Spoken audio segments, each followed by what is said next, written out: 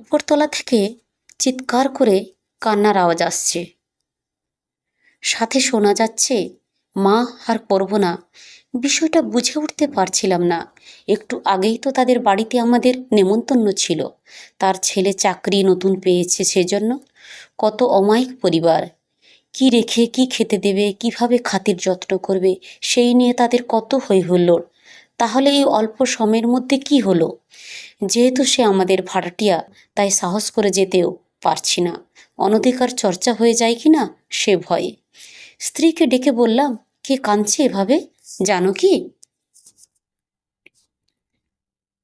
সে দীর্ঘ নিঃশ্বাস ফেলে বলল, আর কে? তুমি যেই মাসিমণির একটু আগে প্রশংসা করলে, কত ভালো মানুষ সে, তার ছেলের বউয়ের সাথে চিল্লাচ্ছে।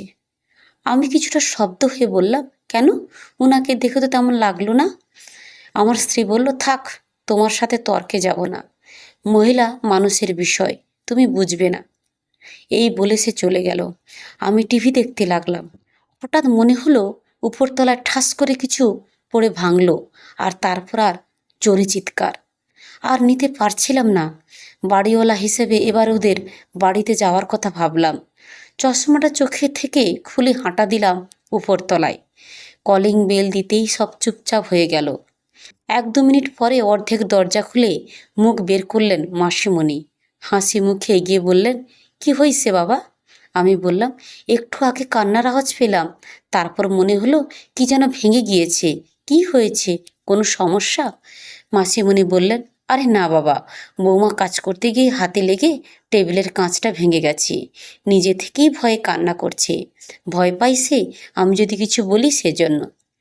আমার কাছে কেন যেন তেমন কিছু মনে হলো না। পুরুষ মানুষ, তাই জোর করে ঢুকতেও পারলাম না। চলে আসলাম সেখান থেকে। কিন্তু আসার পর থেকে মাথা ধরে আছে, তাই সহ্য না করতে পেরে আমার স্ত্রীকে ডেকে বললাম, চলো তো আমার সাথে।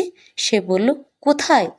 আমি হাত ধরে টেনে দিয়ে তাকে নিয়ে গেলাম উপরতলায়। আবার কলিং বেল দিলাম। এবার আরও সময় নিয়ে দরজা খুলল তারা। এবার দরজা খুলল মাসিমণির ছেলে। একদম ঘামিয়ে আছে সে। বয়সে আমার সমবয়সী হলেও বিয়ে করেছে আমার মেয়ের বয়সী একটা মেয়েকে। সে জিজ্ঞাসা করলো, কিছু বলবেন ভাই? বললাম, তোমার মায়ের সাথে কথা আছে, ভেতরে যাব। সে বলল, মা পুজো করছি, পুজো শেষে বলছি, যেন আপনার সাথে দেখা করে আসি। আমি খানিকটা ধাক্কা দিয়ে বললাম, এখনই দেখা করব। এই বলে ঘরে ঢুকে আমার মাথা ঘুরে গেল। ফ্লোরে রক্তের ছোপ ছোপ দাগ। সামনের ঘরটি, টেবিলেরটার গ্লাস ভেঙে নিচে পড়ে আছে। ঘরের ভিতরটা নিশ্চুপ। আমাদের বাধা দেওয়ার পরও ভেতরে গিয়ে পুরুষ মানুষ হয়েও চোখে জল চলে আসলো। ময়না, মানে ছেলের বউ, মেঝেতে পড়ে আছে, নাক মুখ দিয়ে রক্তে ভেসে যাচ্ছে। আমার স্ত্রী দৌড়ে গিয়ে তাকে ধরলো। মাসিমণি আরেক রুম থেকে দৌড়ে এসে বলল, একটু আগে বাথরুমে পড়া ব্যথা পাইছে, আমি এখন ডাক্তারের কাছে নিতাম। আমি বললাম, বাথরুমে পড়ে গিয়েছে তো মুখে গামছা বাঁধা কেন? ওরা একটু নড়ে বসলো। মাসিমণির স্বামী আমাকে এসে বলল, বাবা বসেন, সব খুলে বলিতেছি। আমার স্ত্রী তখন বলল, ময়নার জ্ঞান নেই, ডাক্তারের কাছে যেতে হবে।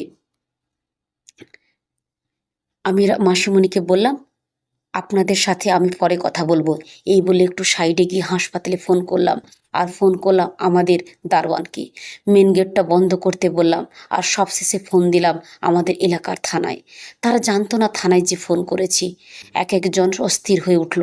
হঠাৎ ময়না ময়না বলে কেঁদে উঠল মাসিমণি। শ্বশুর সাহেবে কম যান না, তিনি অভিনয় করে চোখ মোছা শুরু করলেন। শুধুমাত্র একজন অভিনয় করছিল না, সে হলো ময়নার স্বামী। সে যেন ফোঁস করে উঠছিল রেগে, আর বারবার বলছিল, আমাদের ব্যক্তিগত ব্যাপারে আপনি নাক গলাচ্ছেন কেন? আমি কোনো উত্তর দিলাম না, শুধু দেখে যাচ্ছিলাম সবাইকে। ময়নাকে, আমার স্ত্রীকে আর মেয়েকে সহ অ্যাম্বুলেন্সে করে হাসপাতালে পাঠিয়ে দিলাম। সাথে যাওয়ার জন্য তার বাড়ির সবাই খুব জোর করলেও আমি সবাইকে নিষেধ করে দিই। আর অন্য 3 ফ্ল্যাটের ভাড়াটিয়া ঘরের পুরুষদের ফোন করে আসতে বলি। তাদের আটকাই। থানা থেকে লোক আসলে তাদের হাতে এই ভদ্র পরিবারকে তুলে দিই। এরপর হাসপাতালে গিয়ে দেখি ময়নার চিকিৎসা চলছে। 2 দিন পর পুলিশ তাদের স্টেটমেন্ট নিতে আসে। আমি সেখানে উপস্থিত ছিলাম। যে কারণে সেদিন ময়নার উপর নির্যাতন হয়েছিল তা শুনে যে কোনো শয়তানও একবার চোখের জল ফেলতো বোধহয়। বিয়ের শুরু থেকেই কাজের মেয়ের মতো তার সাথে আচরণ করা হতো, কারণ সে গরিব ঘরের মেয়ে। না হলে অতটুকু মেয়েকে এই বয়স্ক লোকের সাথে কোনো বাবা মাই দেয় না। খাবারের কষ্ট দেওয়া হতো, আর এটা প্রথমবার তার গায়ে হাত তোলা হয়নি।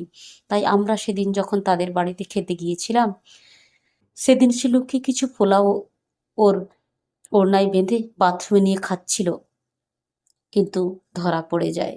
এরপর তাকে অমানবিক অত্যাচার করা হয়, খাবার চুরি করে খাওয়ার দায়ে। একদম তিনজন মিলে যে যেভাবে মেরেছে মেয়েটাকে। ভগবান মাফ করুক। কত খাবার প্লেটে ফেলে উঠি আমরা প্রায়, আর এই খাবারের জন্য কেউ মার খেলো।